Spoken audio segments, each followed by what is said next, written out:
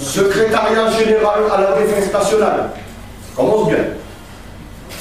Là, il y a marqué le sigle du le secrétariat général. Isabelle Renoir, ministre plénipotentiaire. C'est déjà pour commencer à présenter un document comme ça fait plaisir parce que c'est pas un ingénieur en imagerie. Vous voyez, c'est un ministre plénipotentiaire. Secrétariat général adjoint, bon, là c'est la liste un peu de tous ceux qui en font partie. Ce secrétariat général à la défense nationale, à quoi il sert en réalité? Il y a 5 services qui sont sous ses ordres, et là il y en a 3 qui sont indiqués ici. La direction défense et nation, la direction internationale et stratégique, et tout à fait en bas, vous avez la direction technique et des transferts sensibles. Vous voyez que c'est quand même quelque chose d'assez important. Je ne sais pas si vous vous rendez compte. Direction des défense et nation. Le rapport Cometa, qu'est-ce qu'il disait? En quelques mots, entre parenthèses. Il disait ça tout simplement, et s'ils étaient hostiles. Et dans ce secrétariat à la défense et nation, vous avez donc plusieurs services. Mais ils s'occupent pas de panne. Parce que la panologie, on le laisse à des services bidons. Bon. Là, on voit qu'ils s'occupent d'OVNI, OVNI. OVNI, c'est objet aquatique non identifié. OVNI, c'est objet volant non identifié. C'est bien d'objets volants non identifiés qu'on parle, et pas de panne. On est bien d'accord.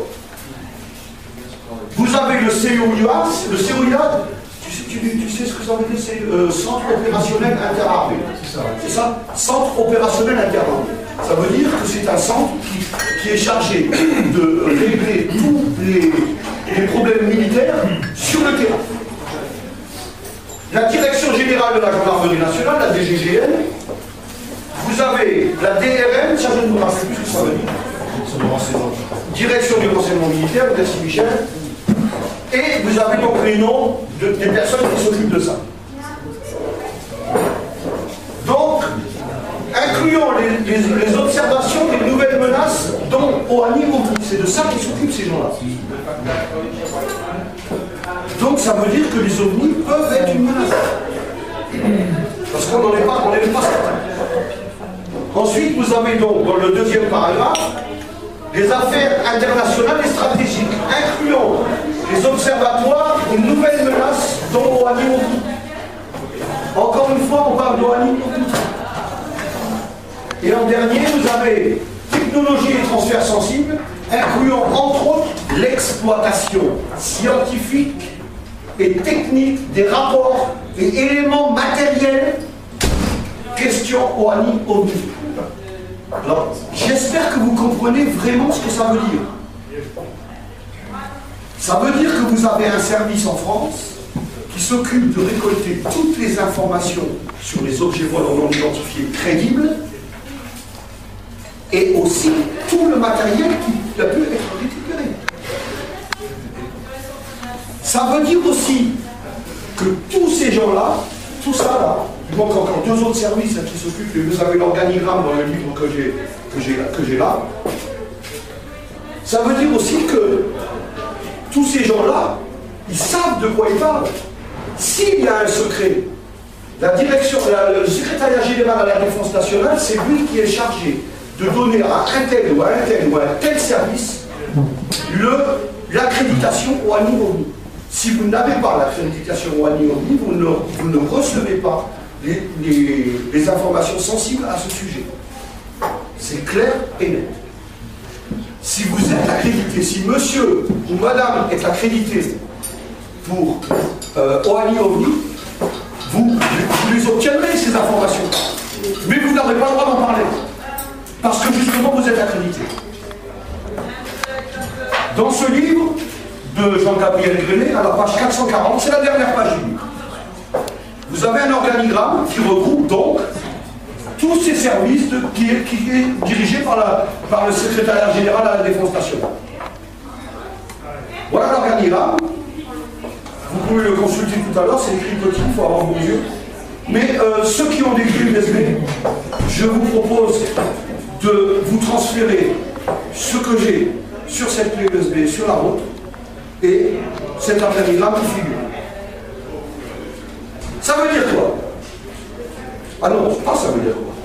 Dans cet organigramme, il manque quelqu'un. Manque quelqu'un. Bon, tout à l'heure, tu m'as parlé de la marine.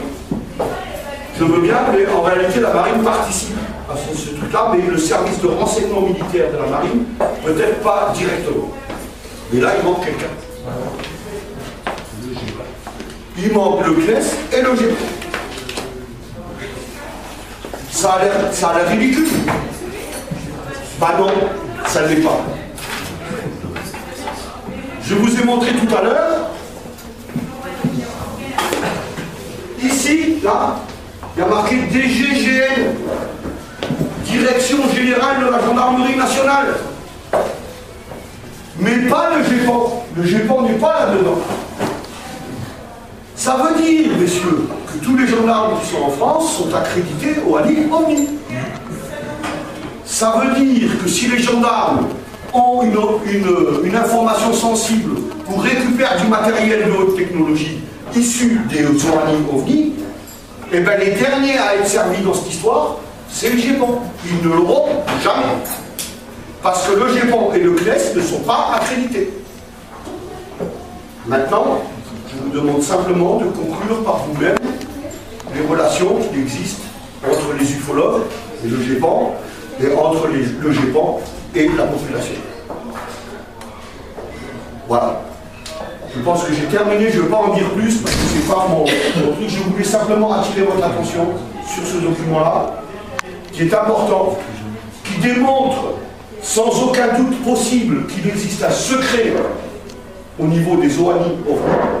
Et je suppose que s'il y a un secret au niveau des OANI-OVNI, ce n'est pas parce que les OVNI et les OANI n'existent pas. Ça démontre l'existence réelle des OVNI. Voilà, j'en ai terminé. Merci, M. Christian.